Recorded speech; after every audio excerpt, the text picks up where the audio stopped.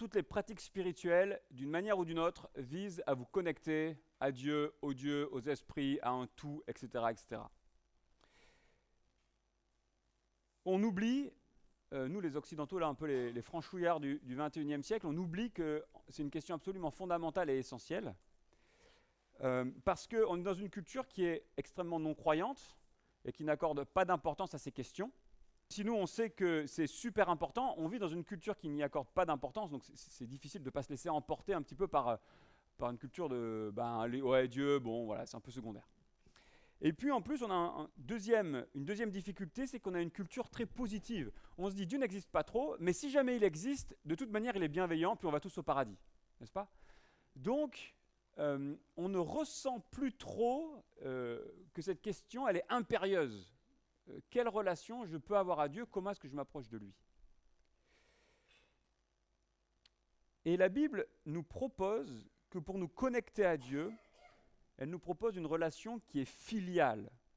Elle ne nous propose pas une relation, par exemple, mystique, où on devrait s'affranchir de l'intellect par des pratiques de méditation, par exemple.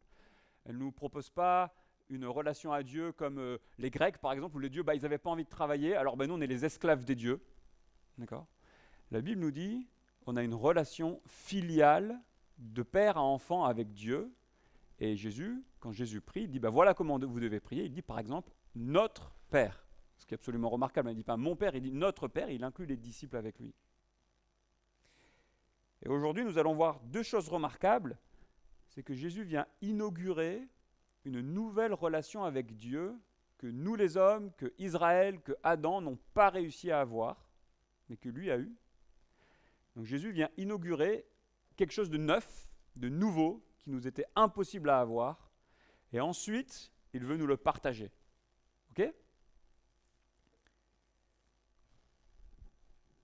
Jésus inaugure une nouvelle relation avec le Père pour que Dieu devienne mon Père. Je vous invite à lire dans l'Évangile de Luc, au chapitre 3, page 662.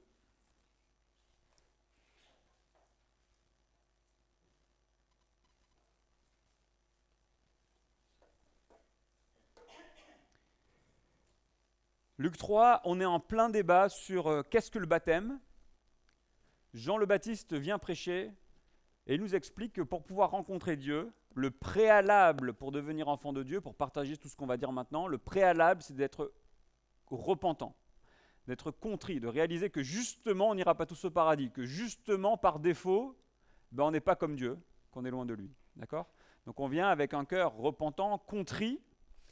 Et Jean le Baptiste nous demande de le manifester par un baptême. D'accord? Je témoigne au monde, voilà, je ne suis pas au niveau, j'ai besoin d'être purifié. Et donc l'eau, c'est un symbole de purification. Ok?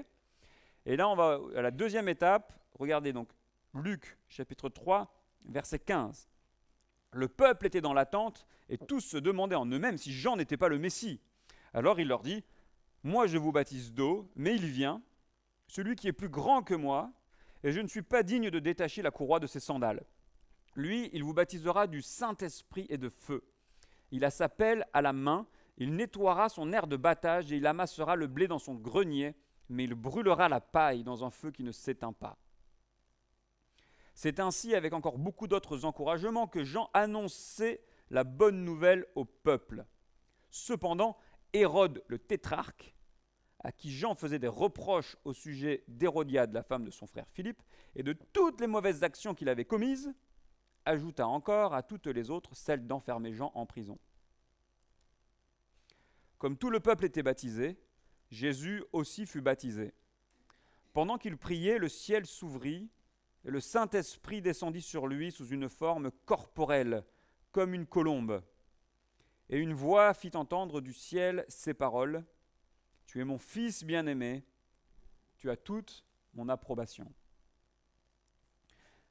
Donc on avait déjà vu que quand on vient dans un esprit repentant vers le Fils Jésus-Christ pour demander pardon pour nos fautes et lui demander une nouvelle vie, il nous donne le Saint-Esprit, il nous baptise de Saint-Esprit, on le reçoit par la foi. Et aujourd'hui, nous allons nous concentrer sur les trois derniers versets, les versets 21, 22, 21 et 22, les deux derniers versets. Ce texte est surprenant. Rappelez-moi, donc, le baptême de Jean-Baptiste, c'était quoi? Repentance. La repentance, on se repent de péché, n'est-ce pas? Pourquoi alors Jésus se ferait-il baptiser? Ok? Et quelle est la réponse de Jean dans l'évangile de Matthieu? Ce n'est pas mentionné ici. Que dit Jean? Pardon? Oui, alors ça c'est Jésus qui dit ça à Jean.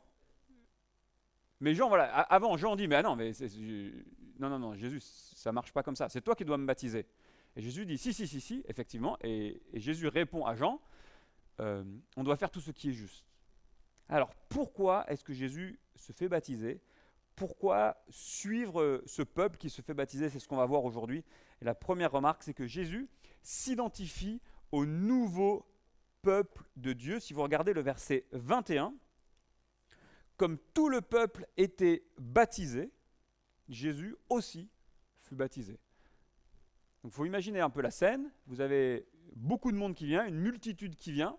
Les gens vont dans l'eau, Jean les baptise, et Jésus vient au milieu de ces gens. Il s'identifie à eux, il rentre dans l'eau. Alors pourquoi est-ce que Jésus s'identifie-t-il au peuple?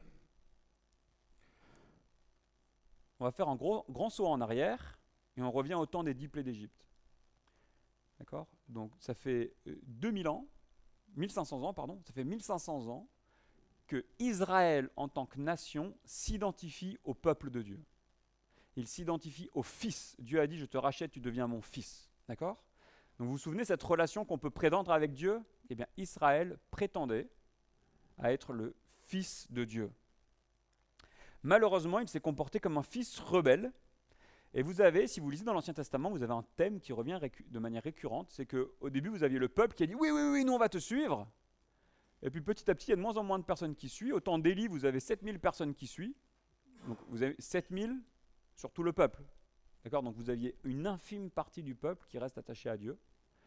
Et puis en fait, ce que l'Évangile nous dit, c'est qu'il n'y a qu'une seule personne qui était vraiment fils. C'était Jésus. Parce que d'une manière ou d'une autre, on est tous pécheurs, on est tous fautifs, on a tous un cœur compliqué. Et à la fin, personne ne peut prétendre à cette filiation. Même les descendants d'Abraham, ils ne peuvent pas dire moi je suis fils. Non, pourquoi? Parce qu'on est tous pécheurs. Personne n'agit vraiment comme Dieu veut qu'on agisse. Il n'y en a qu'un seul qui agit vraiment en tant que fils, c'est Jésus-Christ. Et ce fils, il se tient dans l'eau, il descend dans l'eau avec les pécheurs. Le peuple qui devait être fils ne l'a pas été. Le vrai fils vient s'identifier au peuple. Et Jésus va restaurer l'idée de filiation divine. Il va montrer au monde ça veut dire quoi être vraiment le Fils de Dieu. Et il va dire, si vous voulez devenir enfant de Dieu, suivez-moi. Jésus dit, nous devons accomplir tout ce qui est juste. Et Jésus a conscience d'accomplir la mission de Dieu. Et il s'approprie une prophétie d'Ésaïe. Ésaïe 53, après tant de troubles, il verra la lumière et sera satisfait. Par sa connaissance, mon serviteur juste, d'accord, donc c'est une prophétie qui annonçait la venue du serviteur de Dieu, qu'on identifie à Jésus-Christ, il procurera la justice à beaucoup d'hommes, c'est lui qui portera leurs fautes. Jésus vient au milieu des pécheurs, mais pas n'importe quel pécheur. Qui sont les pécheurs qui sont dans l'eau? Pardon? Ce sont les pécheurs repentants qui sont dans l'eau. Les pécheurs qui n'en ont rien à faire de Dieu, ils ne sont pas là. Mais les pécheurs repentants sont dans l'eau. Et Jésus vient dans l'eau avec les pécheurs repentants et il leur dit, je vous procure la justice. Il vient les sauver. Alors nous sommes tous pécheurs, religieux ou pas, chrétiens ou pas, qu'on appartienne à telle ou telle église ou pas. C'était mignon pendant ce centre aéré, vous aviez des enfants de culture catholique qui vont à différentes paroisses qui étaient là, ils disent, alors c'est quoi ça et ça? Je suis non mais... Quand tu vas te présenter devant Jésus, il ne va pas demander ta carte du parti, tu as vu? Il ne va pas demander l'étiquette. Ce n'est pas comme ça que ça marche. Par contre, il va te demander, est-ce que tu étais repentant? Est-ce que tu as accepté le pardon de tes fautes? Est-ce que tu as accepté une nouvelle vie avec lui? Ça, il va te le demander. Quand on est dans cette attitude de contrition, de repentance, de peine sur notre péché, eh bien Jésus vient, il s'identifie à nous, il porte nos fautes, il nous pardonne et nous offre la justice de Dieu. Ok? Donc Jésus, c'est le vrai Fils. Il se passe deux choses surnaturelles ensuite. Quelles sont-elles? Alors je vois un main... Oui? Vas-y. Voilà, donc le Saint-Esprit qui arrive, de manière, voilà. Et quoi d'autre? Voilà, la voix de Dieu. Événement qui est absolument exceptionnel, hein, par sa fréquence dans la Bible, ça survient très rarement. Donc on va parler du Saint-Esprit. On voit que le Saint-Esprit vient fortifier le Fils, il descend comme une colombe. C'est visuel. On peut comprendre le texte en disant que les témoins n'ont pas vu un oiseau descendre, mais ils ont vu une telle profusion d'esprit qu'ils se sont dit, ça ressemble à un oiseau. D'accord ? Normalement, l'esprit n'est pas visible. Il a été visible à la Pentecôte de manière surnaturelle avec des langues de feu. Et là, il a été particulièrement visible. Et les gens ils se sont dit, ça ressemble à un oiseau. Il y a tellement d'esprit que ça en devient visible. Jésus est fortifié par l'esprit alors qu'il va défier Satan et le vaincre là où Adam et les hommes ont échoué. D'accord ? Jésus va défier l'ennemi et il va vaincre, il va gagner là où nous avons tous échoué.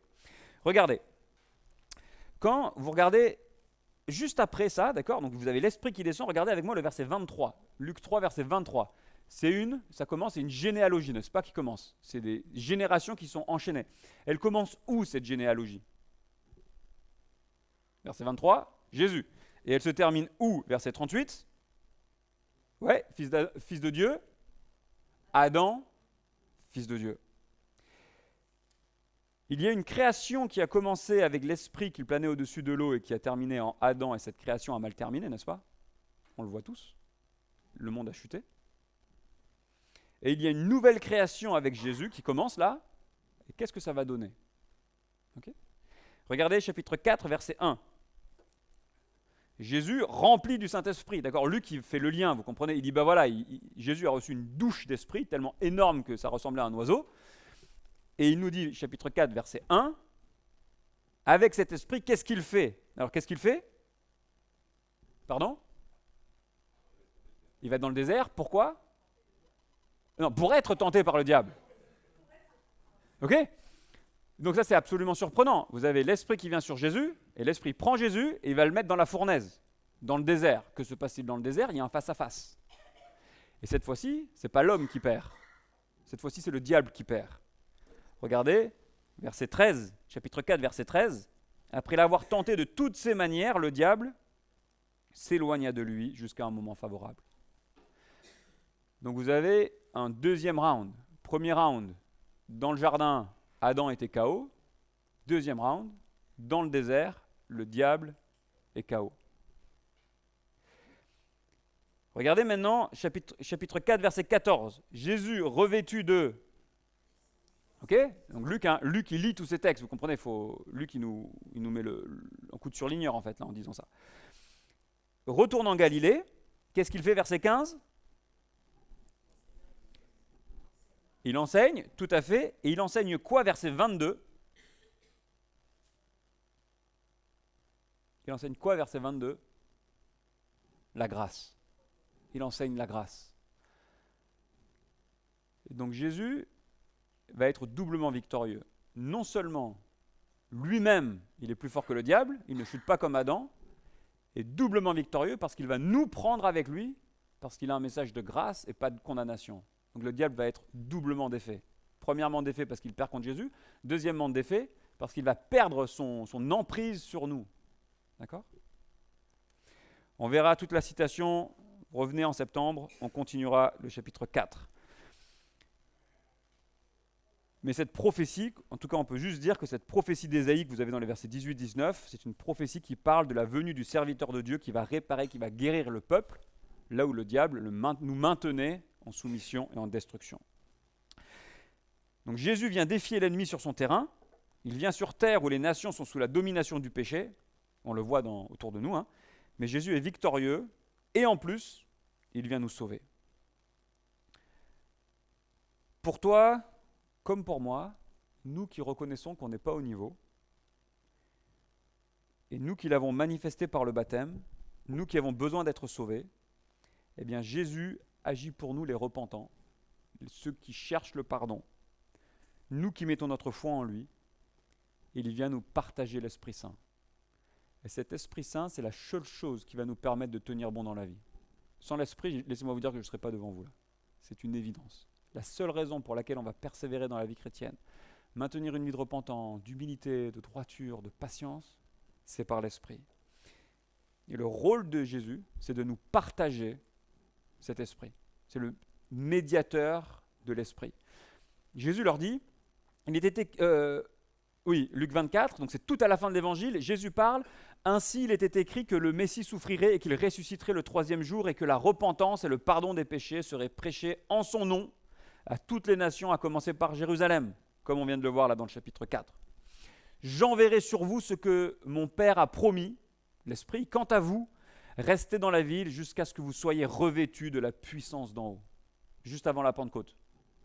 Et juste après la Pentecôte, élevé à la droite de Dieu, il a reçu du Père le Saint-Esprit, voilà, on vient de le voir, qui avait été promis, et il l'a déversé comme vous le voyez et l'entendez.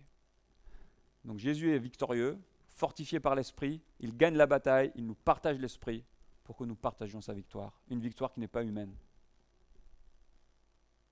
Ok ? L'Esprit fortifie le Fils, qui vient nous fortifier ensuite.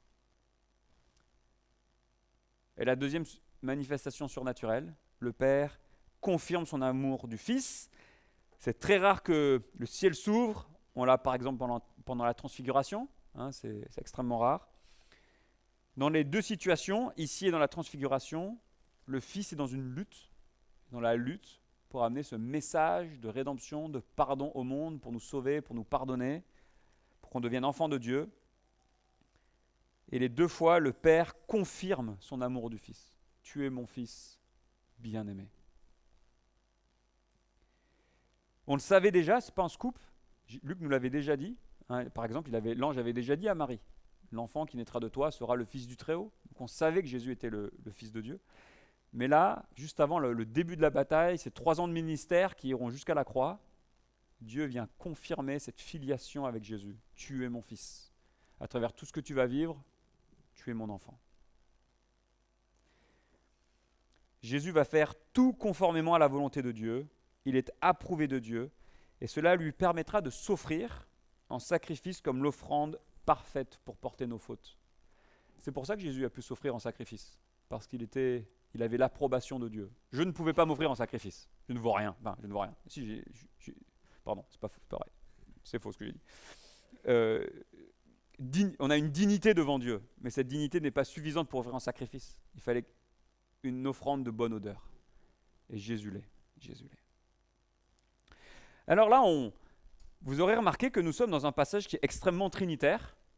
Ça parle de la Trinité. Vous avez Dieu le Père, Dieu le Fils, Dieu le Saint-Esprit qui sont réunis. Donc, on est obligé de faire un petit crochet par la Trinité. Ok ? Une grande doctrine, grande spécificité du christianisme. C'est unique à nous de croire dans un Dieu en 3 personnes. Alors, quelques idées clés. La Bible, progressivement, d'abord de manière imprécise dans l'Ancien Testament, puis de plus en plus précise, présente Dieu comme un Dieu unique en 3 personnes. D'accord ? De manière plus simple, on peut dire qu'il y a une seule nature divine, d'accord ? Une nature divine, un seul Dieu, en 3 personnes. Dieu le Père, Dieu le Fils, Dieu le Saint-Esprit. Alors Dieu le Père, pour nous, ce serait assez évident qu'il y ait un seul Dieu en haut. Et la Bible affirme aussi la divinité du Fils. Donc par exemple, l'apôtre Paul écrit à Tite en disant « Nous attendons le retour de notre grand Dieu et Seigneur Jésus-Christ. » Okay ? Notre grand Dieu Jésus-Christ. Et nous avons le Saint-Esprit dans Pierre qui reprend Ananias et Saphira dans les Actes. « Tu as menti au Saint-Esprit. » Et juste après, ce n'est pas à des hommes que tu as menti, mais à Dieu. Donc on voit que le Saint-Esprit est assimilé à Dieu. Et là, je vous ai juste mis deux petits versets, mais vous avez des dizaines de références croisées où les apôtres parlent de manière indifférente du Père, du Fils et du Saint-Esprit comme Dieu qui agit, qui est tout-puissant, qui est omniscient, qui fait des miracles, etc., etc. Cette doctrine, on le sait, par révélation uniquement, ce n'est pas devinable. D'accord ? Donc par exemple, la doctrine du péché, que nous sommes tous des pécheurs, c'est pas exclusive au christianisme. Vous avez d'autres cultures qui vous disent, bah oui, l'homme est imparfait, d'accord ? Pourquoi ? Parce que ça se voit, d'accord ? Mais la doctrine de la Trinité n'est connaissable uniquement par révélation. Vous me suivez? C'était inimaginable. Vous avez des polythéismes, vous avez des monothéismes, vous avez des panthéismes. Ok, donc que l'arbuste là-bas, ben, il y a un esprit qui est associé à l'arbuste. Donc si vous coupez l'arbuste, il faut faire une offrande à l'esprit parce que sinon il va être pas content. Ok, c'est panthéisme. Mais cette idée de un seul Dieu manifesté en trois personnes, c'est unique au christianisme et nous le savons que parce que les prophètes de Dieu et les apôtres nous l'ont révélé, et en particulier Jésus-Christ. C'est important, alors je sais que ça paraît un peu perché et qu'aujourd'hui on n'aime plus trop ces discussions doctrinales, mais c'est important pourquoi? C'est important parce que ça définit qui nous sommes. Dieu, première chose, Dieu trouve sa joie en lui-même. D'accord? Dieu existe de toute éternité en trois personnes et il trouve sa joie en lui-même. Il n'est pas idolâtre. Dieu ne trouve pas sa joie en nous, dans la création. Il ne trouve pas sa joie dans ce qu'il fait. Il trouve sa joie en lui-même. Ce qui veut dire que quand Dieu vous a créé, vous personnellement, il n'avait pas à le faire. Il l'a fait dans un acte d'amour. Point.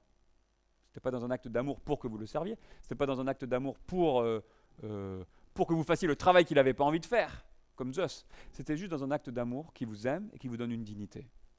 Alors bien sûr, on veut répondre à cet amour, on veut l'honorer, on veut le glorifier. Mais Dieu vous aime et il vous a créé. Deuxième remarque, c'est que Dieu est amour en lui-même. Le Père aime le Fils, il aime l'Esprit, le Fils aime le Père, il aime l'Esprit. Dieu s'aime. Quand Jésus dit, en Jean 17, « Aimez-vous les uns les autres », ce n'est pas juste de la niaiserie dans un monde agressif. Vous savez, parfois les chrétiens disent « Oui, il faut s'aimer », mais bon, quand même, il ne faut pas faire n'importe quoi.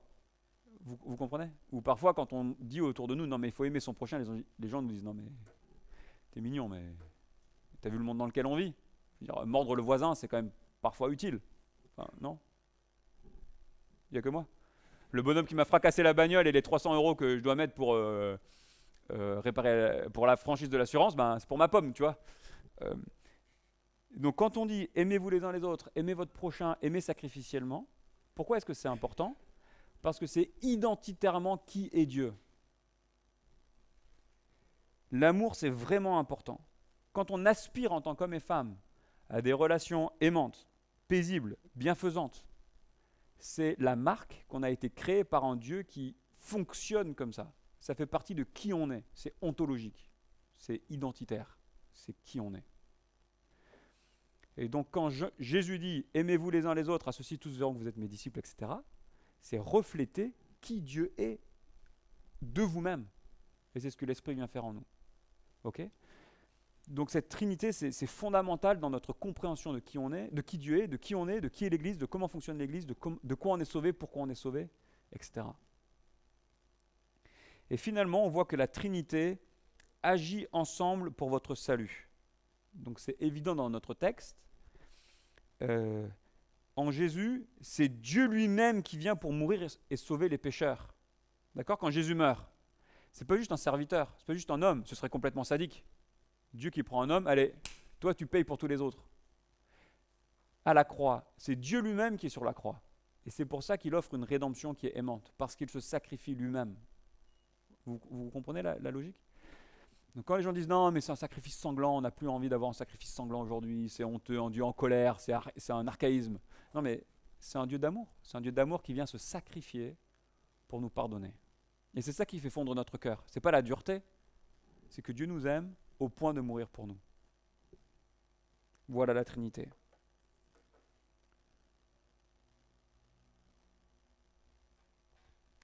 Si on revient à notre texte, que retenir? On est pécheur, personne n'a accompli le rôle de fils que Dieu voulait qu'on accomplisse. Jésus l'a accompli. Jésus s'identifie à nous pour nous sauver. Le Saint-Esprit descend sur Jésus pour fortifier Jésus, et un jour il nous fortifiera. Le Père confirme son amour du Fils, et là on va voir qu'il veut confirmer son amour pour nous. Jésus inaugure une nouvelle relation avec le Père. Jésus va obéir parfaitement. Et là, on a un truc qui est important, mais un peu compliqué. C'est que Jésus est fils identitairement, par sa naissance. D'accord? Il est le Fils de Dieu, conçu miraculeusement par le Saint-Esprit. Ok? Il est fils identitairement. mais il sera aussi fils existentiellement par ce qu'il a fait, par la manière dont il va mettre en pratique sa nature de fils. Vous suivez le raisonnement? Et c'est exactement ce qu'Israël n'a pas fait, n'est-ce pas? Israël était le fils décrété, mais dans ses actes, Israël n'a pas vécu comme fils. Prenons un exemple, un contre-exemple. Une fois, j'ai fait intervenir un artisan que nous appellerons fictivement M. Martin pour refaire les murs d'une chambre chez moi qui était dans un état absolument catastrophique quand nous avions acheté la maison. Et ce monsieur a répondu au téléphone très poliment. Nous avons pris un rendez-vous impeccable. Il a tellement bien bossé pour un prix tellement correct que j'étais heureux de le payer.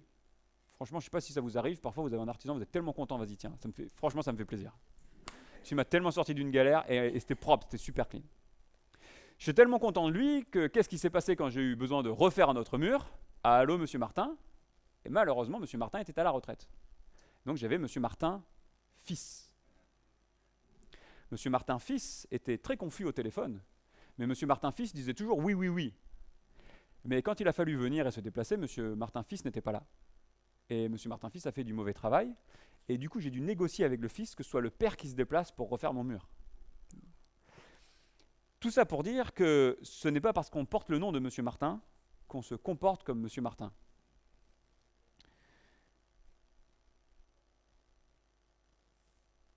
Dans ce cas-là, le fils portait le nom du père, mais il n'était pas à l'image du père. Dieu crée Adam à l'image du père, mais Adam désobéit et il n'a pas vécu à l'image du père. Dieu sauve Israël, Dieu met son nom sur Israël, mais Israël ne vit pas comme le fils. Il n'était pas à l'image du père. Dieu nous a créés, chacun d'entre nous, pour que nous soyons enfants de Dieu, mais nous n'avons pas porté l'image du père. Nous avons tous désobéi. Nous avons tous désobéi, nous avons tous eu un cœur dur. Jésus est le fils de Dieu qu'Israël n'a pas su être. Jésus est le fils de Dieu que nous n'avons pas su être. Et ça, c'est le fils parfait. C'est le fils parfait. Et le résultat, c'est une vie parfaite. Jésus qui est vraiment le fils de Dieu dans son identité et dans son comportement. Et il veut nous donner ce droit d'être enfant de Dieu, et il veut nous donner aussi la capacité de vivre comme des enfants de Dieu. Jésus inaugure une nouvelle relation avec le Père pour que Dieu devienne mon Père. Ceux qu'il a connus d'avance, il les a aussi prédestinés à devenir conformes à l'image de son Fils, afin que celui-ci soit le premier-né d'un grand nombre de frères. Alors, comment est-ce que Jésus nous donne cette identité, ce droit d'être enfant de Dieu? Il nous pardonne, il nous rachète, et en nous pardonnant, il nous donne le droit de devenir enfant de Dieu. Et ensuite, Jésus nous partage ce Saint-Esprit qui nous corrige, qui vient corriger notre conscience, notre cœur dur, pour nous réapprendre à être aimants, patients, généreux, doux, etc. Vous avez les fruits de l'Esprit dans Galates 5. Voulez-vous que Dieu devienne votre Père? Eh bien, si ce n'est pas encore le cas, si vous n'êtes pas sûr, regardez à Jésus. Lui, c'est le Fils parfait. Et quand on regarde à Jésus, ça produit normalement deux choses en nous. C'est un, je ne suis pas comme lui, donc ça nous amène à la repentance. Et deux, ça nous dit, j'ai envie d'être comme lui. Alors, on se repent, on est pardonné, on met notre foi en lui, on accepte le pardon, on est admis dans la famille de Dieu, et on reçoit l'Esprit, et on vit par la reconnaissance, et on est transformé. Si c'est déjà le cas, je crois qu'on doit toujours être rappelé que notre Dieu, ce n'est pas notre patron. Notre Dieu, ce n'est pas un maître dur, froid et distant. Notre Dieu est notre Père. Pourquoi on doit être rappelé de ça? C'est que vous savez, on est humain et on fonctionne donc comme des humains naturellement. Et naturellement, on est au boulot, c'est souvent un peu compliqué, n'est-ce pas? Donc on a tendance à décalquer notre relation qu'on a avec Dieu, on la décalque sur un mauvais modèle. C'est pas comme ça que ça marche. Dieu est notre Père céleste qui nous adopte, qui nous aime, qui veut nous garder dans sa présence. Donc abandonnons nos relations de marchandage avec lui, cultivons une relation de confiance, d'aide, de persévérance, quelles que soient les circonstances de notre vie. Et quand on est dans une relation comme ça, moi avec Dieu, toi avec Dieu, ça crée une nouvelle relation entre nous. J'ai déjà cité Jean 17. Jean 17, c'est la prière sacerdotale. Et là, Jésus dit quelque chose de absolument, moi qui à chaque fois me fait... c'est qu'il dit, moi, en tant qu'homme, avec vous, dans l'Église, on doit être aussi unis que Dieu l'est dans la Trinité.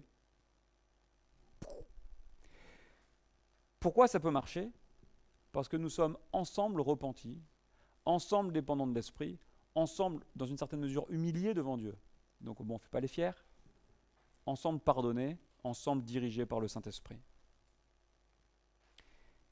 Réalisons d'où est-ce qu'on vient, réalisons qu'on n'était pas du tout enfant de Dieu, mais que Dieu nous permet d'être son enfant, que c'est une certitude, qu'on est adopté et qu'on peut le vivre.